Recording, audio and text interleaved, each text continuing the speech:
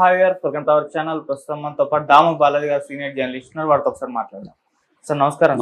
Sir, Pakistan మరోసారి యుద్ధానికి కాలు దూకుతున్నట్టుగా కనిపిస్తుంది సార్. ముఖ్యంగా ఆసిఫ్ మునీర్ ఆయన వ్యాఖ్యలు, ఆయన వ్యవహార శైలి చూస్తుంటే అంటే చర్చలేమి ఉండవు, యుద్ధమే అన్నట్టుగా కూడా మాట్లాడుతున్నారు. మరి ఏం ప్లాన్ చేస్తున్నారు వీళ్ళు? ఆసిఫ్ మునీర్ రీసెంట్ గా కూడా ఒక ప్రెస్ మీట్ పెట్టి మాట్లాడడం జరిగింది. ఆయన ఏం మాట్లాడుతున్నారు, మరి దీనికి ఇండియా ఎటువంటి కౌంటర్ ఇచ్చే అవకాశం ఉంది సార్? మళ్ళీ అసీం మునీర్ రంగంలోకి వచ్చాడు. మామూలుగా మనకి అసీం మునీర్ అంటే పాకిస్తాన్ ఆర్మీ చీఫ్, అతను మార్షల్ అనే బిరుదు కూడా ఇచ్చారు.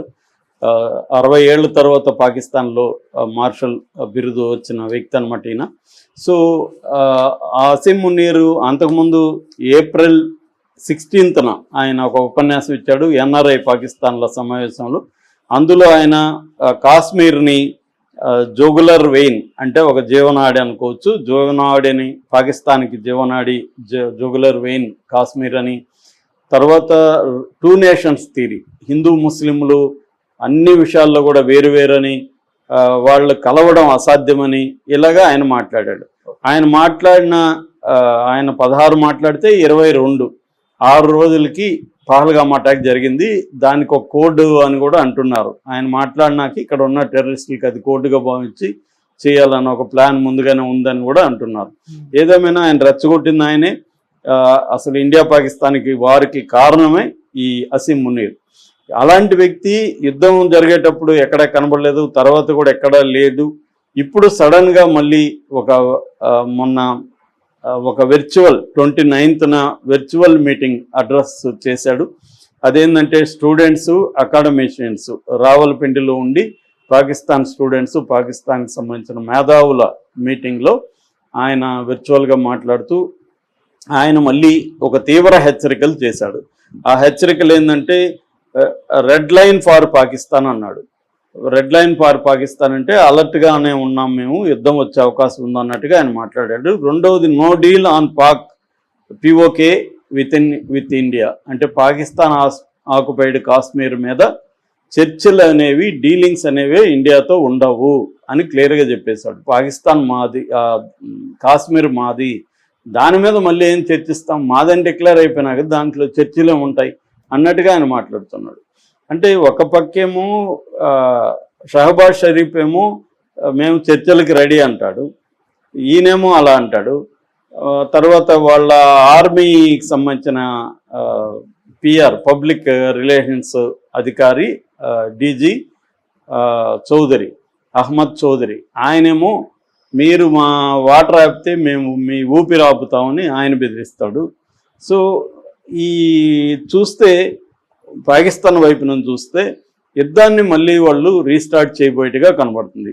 ఇంకొన్ని మనం గమనిస్తే పాకిస్తాన్ మనీ పరంగా కూడా వాళ్ళు చాలా పేదలో ఉందని మనం అనుకుంటాం, కానీ వాళ్ళకి ఈ మధ్య ఫండ్ కూడా బాగానే వచ్చింది. మనకు IMF నుంచి లాస్ట్ ఇయర్ వాళ్ళకి $7 బిలియన్ బెయిల్అవుట్ ఇచ్చారు. ఇప్పటి వరకు 24 సార్లు IMF బెయిల్అవుట్ ఇస్తుంది వాళ్ళకి. ఈ ఇయర్ కూడా యుద్ధం జరుగుతున్నప్పుడే వాళ్ళకి 1 బిలియన్ రిలీజ్ చేశారు, ఇంకో 2.7 బిలియన్స్ రిలీజ్ చేసే అవకాశం ఉంది.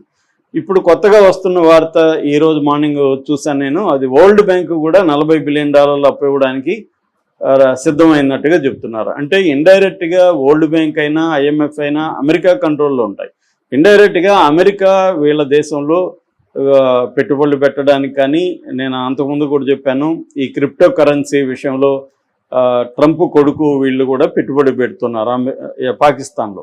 ఇప్పుడు అప్పు పేరుతో వాళ్ళకి ఇస్తున్నారు. ఈ అప్పు తీసుకున్న డబ్బులంతా వాళ్ళు ఆయుధాలు కొనుక్కోవడానికి ఆల్రెడీ చైనా నుంచి కొత్తగా యుద్ధ విమానాలు కొంటున్నారు, టర్కీ నుంచి డ్రోన్స్ కొంటున్నారు. తర్వాత మళ్ళీ యుద్ధం వస్తే సహాయం కావాలని ఇటు చైనాతో మంత్రాలు చెప్తున్నాడు.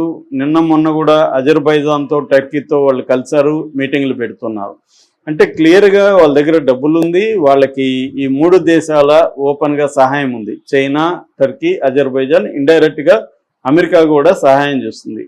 ఈ నేపథ్యంలో వాళ్ళు మళ్ళీ ఇండియాని ఇబ్బంది పెట్టాలి అన్న ప్లాన్ కనబడుతుంది, మళ్ళీ ఇండియా మీద యుద్ధం ప్రకటించాలి అన్న ప్లాన్ కనబడుతుంది.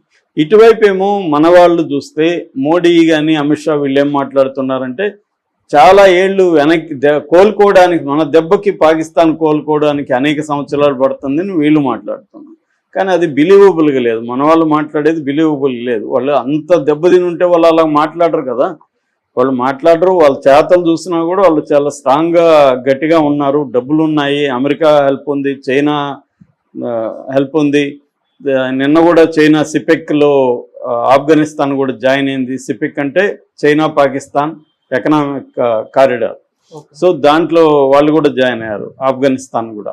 అలాగా అంటే చైనా పెట్టుబడులు పాకిస్తాన్లో ఒక $70 బిలియన్ పెట్టుబడి పెట్టింది, ఒక $30 బిలియన్ అప్పిచ్చింది పాకిస్తాన్కి. అంటే $100 బిలియన్ పెట్టుబడి చైనా పెట్టింది. చైనా మొత్తం వాళ్ళ టోటల్ ఈ డిఫెన్స్కి సంబంధించిన ఆయుధాలు అన్నిట్లో అన్ని రకాల ఎక్విప్మెంట్లో కూడా 80% చైనానే అందిస్తుంది. డ్రోన్స్ ఏమో టర్కీ అందిస్తుంది. ఇవన్నీ కూడా వాళ్ళకి చాలా తక్కువ రేట్లకి ఇస్తుంది. మనమేమో చాలా హై రేట్లకు పెట్టి కొనాల్సి వస్తుంది. పాకిస్తాన్ ఏమో చాలా తక్కువ రేట్లు పెట్టుకుంటుంది.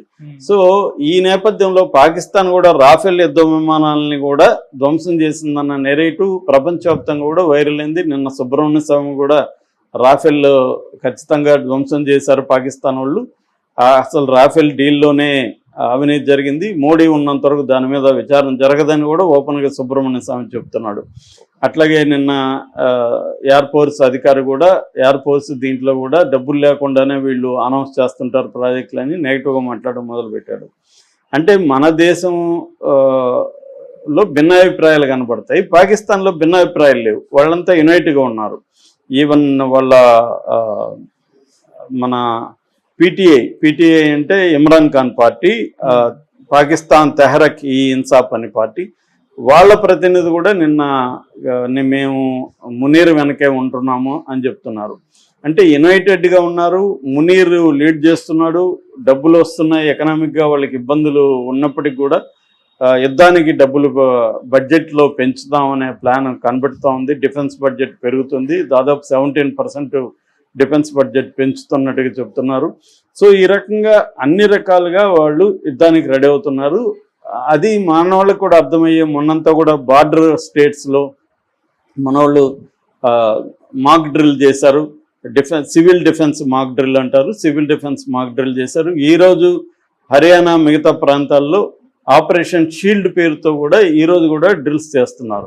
అంటే క్లియర్గా ఇండియాకు కూడా సిగ్నల్స్ కనిపిస్తున్నాయి మళ్ళీ వార్ వస్తుందని, ముఖ్యంగా బార్డర్ ఏరియాలు. ఎందుకంటే వార్ వస్తే మన సౌత్ ఇండియా ఇవన్నీ కూడా లాస్ట్లో ఉంటాయి.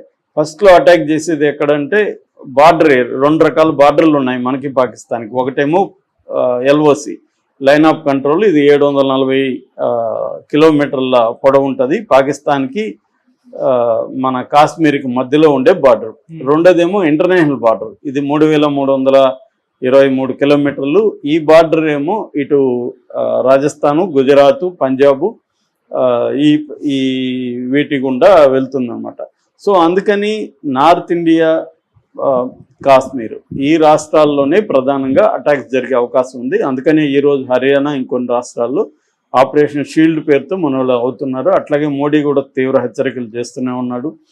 మరోపక్క మన టీమ్స్ ఆల్రెడీ ప్రపంచవ్యాప్తంగా 35 దేశాలకు వెళ్ళి అక్కడ ప్రచారం చేస్తున్నాయి. దానికి కౌంటర్గా పాకిస్తాన్ టీమ్స్ కూడా చేస్తున్నాయి. ఈ నేపథ్యంలో మునీర్ హెచ్చరికని మనం తక్కువైతే అంచనా వేయకూడని పరిస్థితి అయితే ఉంది. అందుకనే మన వాళ్ళు కూడా సిద్ధం అవుతూనే ఉన్నారు. మనకు కూడా రష్యా నుంచి అడ్వాన్స్డ్ వెపన్స్ సిస్టమ్స్ వస్తున్నాయని చెప్తున్నారు.